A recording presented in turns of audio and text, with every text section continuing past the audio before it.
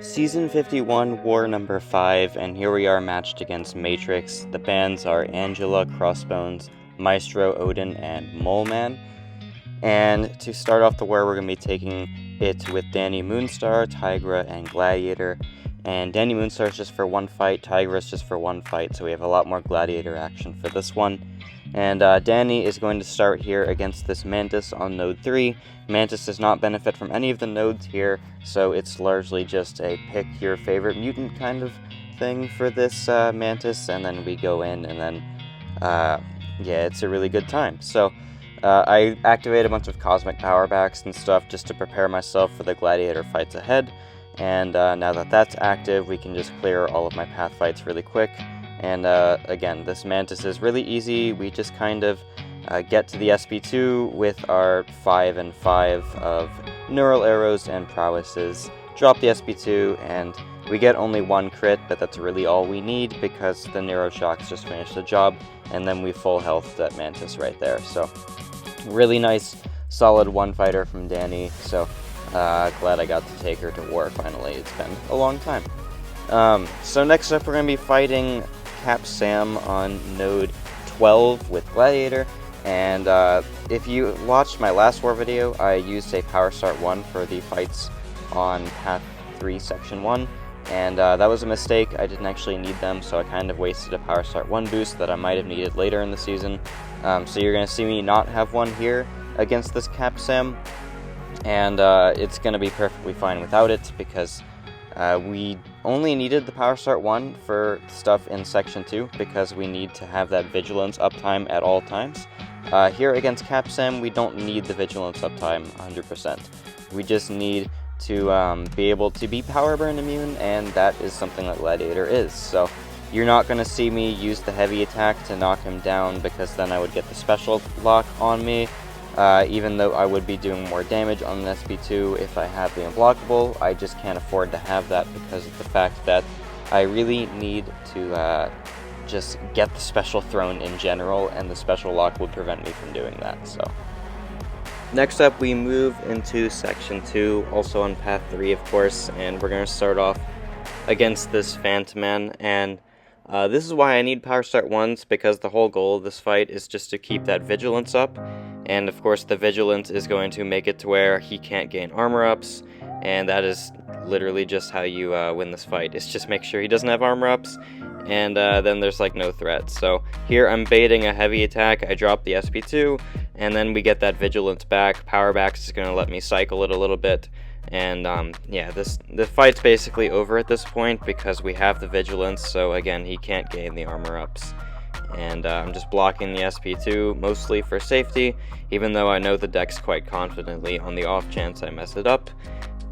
We're just not going to give him the chance to hit me, so I will try to dex the SP1 though, because I'd rather not have a detonation on me. But yeah, again, the fight's basically over. We're going to drop an SP1, and Cold Snaps and Incinerates and stuff are just going to finish him off just like that. So, there we go. Next up, we're going to move to Red Skull on node 30.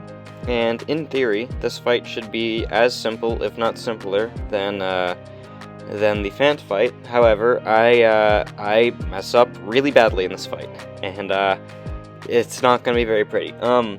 Basically, I forgot the exact reason Red Skull gains armor, and then I learned later it's whenever either champion crosses a bar of power. And here you're going to see I didn't cross a bar of power when I had the Vigilance active. So now he gains an armor, and I learned, oh, that's bad. Oh, now I'm going to get shocked. So this is bad. I'm going to get shocks now whenever I strike him. I have a chance to. That's really the only remaining threat, but it is definitely not good, because that's definitely going to chip my health away, and you're going to see pretty soon that it gets even worse. I'm going to drop an SP2 right here, we get another shock on me, and then I'm going to combo right after his SP1, and here I'm going to go for a parry, and then I just messed it up somehow. I thought I parried, but the parry text didn't even pop up, so I just was wrong somehow. And, yeah, I almost died, but I didn't, so luckily, that's just potions. It's okay. It's expensive potions, but whatever. At least we didn't die. So, yeah, next up we're going to fight Shuri on node 38. This is obviously a gladiator fight, and we are just going to get in there, try to get a heavy attack off, and now we can ramp up all of our confidence, and then we get clarity really fast. So this fight is a little bit worrisome because of the amount of aggression prowess, especially when we're not always going to I don't even know how I got hit there. Apparently I didn't dex the final hit of her special one, which is really easy. But anyway, we are going to try to intimidate her a lot, meaning we won't be hitting her a lot sometimes because of the intimidate. I don't even know what I'm trying to say, but I have unblockable sometimes, so I don't really know what I was trying to say there. Either way, I don't even know how I got hit there. Like, it's ridiculous. But my invul is gone, and I lost confidence, but we're gonna gain some more back at least. Here, she does have some prowess active. Luckily, the block damage isn't too bad, but it's still annoying that I do have to block them, which I usually go for the dex sometimes, but sometimes I'm just like, no, I'm not even gonna risk it, because I know the dex pretty well, but clearly I've messed it up enough in this fight to where I definitely need to be more aware of that. So we dropped the SP2 with the Fury and stuff, so it does a lot of damage. And here our decks are SP2, again a relic right there, and then we drop a heavy attack, gonna combo in, and now I should have thrown the SP1 right there, but it's okay. I'm gonna block another SP1, she's almost dead, and then just throwing a kick into the air kills her. So there we go, that is that fight, and then we only have one more fight, a classic fight for me, Tigra versus Onslaught on node 49.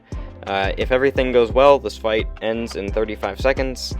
If not, it's very scary. But, spoiler alert, the fight's gonna go pretty great. So, I just bait a heavy attack, he throws it, and I get rid of that narrow shock. He throws a heavy right there, and I wasn't expecting it, so I was late on countering it.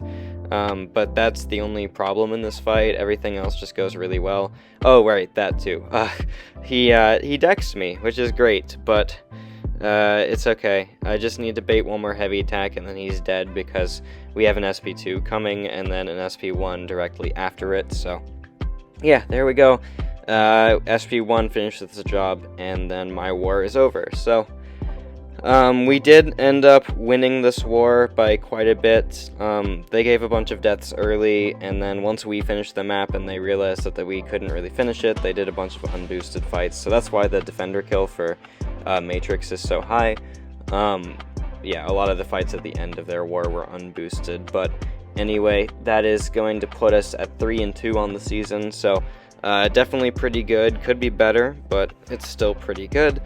And we are currently in Masters, I think, like, rank 19th.